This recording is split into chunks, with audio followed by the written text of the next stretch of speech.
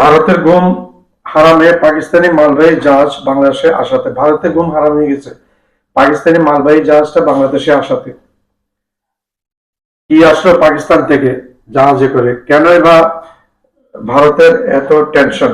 দীর্ঘদিন প্রায় 53 বছর ধরে পাকিস্তানের সাথে বাংলাদেশের জাহাজ চলাচল তেমন একটা ছিল না, বন্ধ ছিল অনেকটাই। দীর্ঘ 53 বছর পর এই প্রথম পাকিস্তান থেকে মালবাহী জাহাজ বাংলাদেশে আসলো। সেটা নিয়ে মূলত ভারতের এত টেনশন।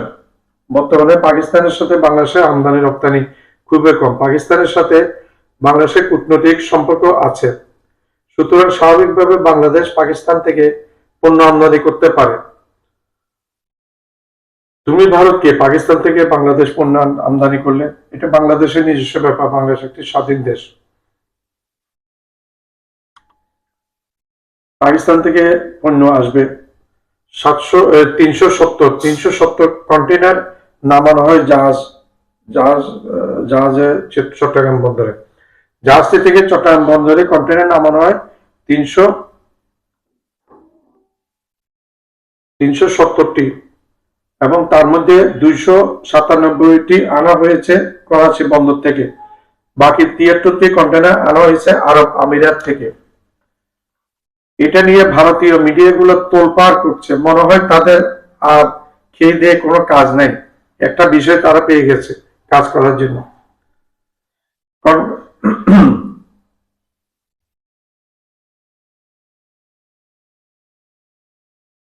জানা যায় যে শিল্প কারখানার এই কন্টেনারে কি ছিল, জানা যায় শিল্পের কাঁচামাল ও ভোগ্যপণ্য রয়েছে। 6337 টন পণ্য ছিল। সোডিয়াম কার্বনেট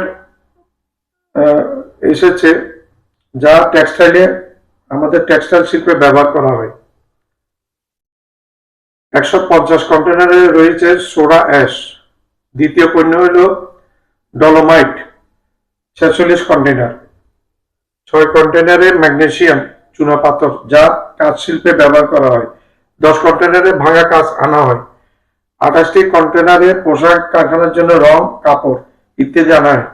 একটি কন্টেনারে ছিল গাড়ির যন্ত্রাংশ। একটি কন্টেনার করে আমদানি করা হয় আকিস গ্রুপে। Nasir glass, Pacific jeans, ceramic কারখানা, প্যাসিফিক জিন্স এবং সিরামিক কারখানাগুলা এই মালামালগুলা আমদানি করে।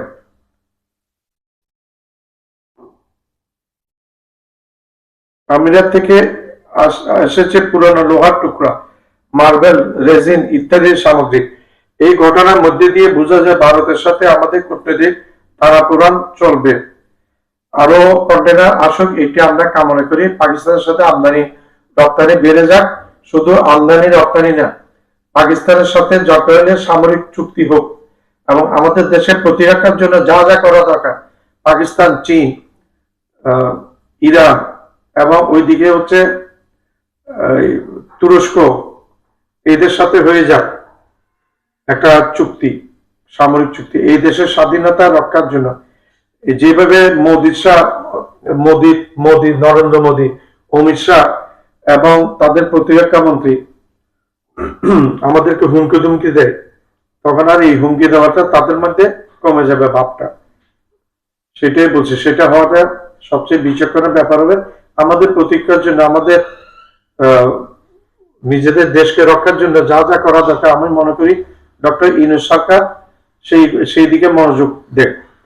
প্রয়োজনে একটা নিউক্লিয়ার ট্রিটি, পারমাণবিক চুক্তির ব্যাপারে একটা কথাবার্তা হয়েছিল ঢাকা বিশ্ববিদ্যালয়ের একজন প্রফেসর শহীদুল্লাহ সাহেব, উনি বলেছিলেন।